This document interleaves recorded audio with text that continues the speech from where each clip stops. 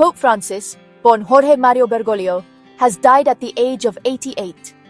On Monday, April 21, 2025, the world lost the first Latin American pope, a man whose humility and deep concern for the poor redefined the papacy for a new generation. Francis's final days were marked by a long hospital stay, 38 days in total. He suffered a stroke that led to a coma and ultimately heart failure. Chronic lung problems had dogged him since his youth, and a respiratory crisis developed into double pneumonia. But even in his last public appearance on Easter Sunday, he stood on the balcony at St. Peter's Square, blessing crowds, meeting with world leaders, and embodying the resilience that defined his papacy. His legacy? It's complicated, but unforgettable. Francis brought a humble, approachable style to the Vatican. He chose simple vestments, carried his own bag, and preferred a small apartment over the lavish papal palace. But he went further. He reached out to those often ignored or excluded. Migrants, refugees, prisoners, and LGBTQ+ Catholics found a pope willing to listen, to embrace, to invite them in.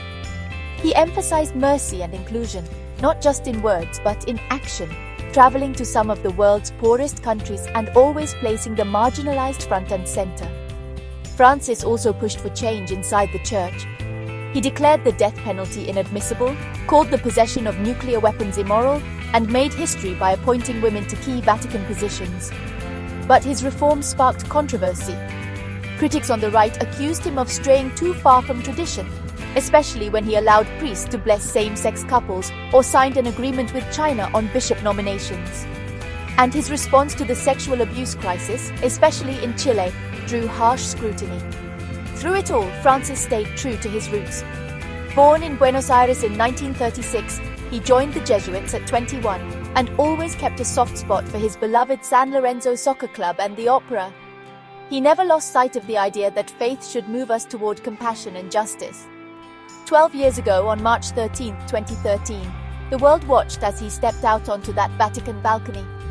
The first Jesuit pope, the first from the Americas. He overhauled Vatican finances, reformed the scandal-plagued Vatican Bank, and built bridges with Orthodox and world leaders.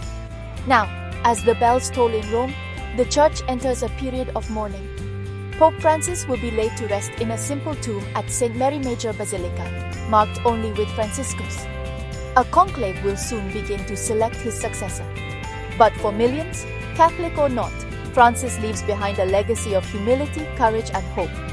His journey has ended, but his challenge to love boldly, to seek justice, and to lift up the forgotten remains.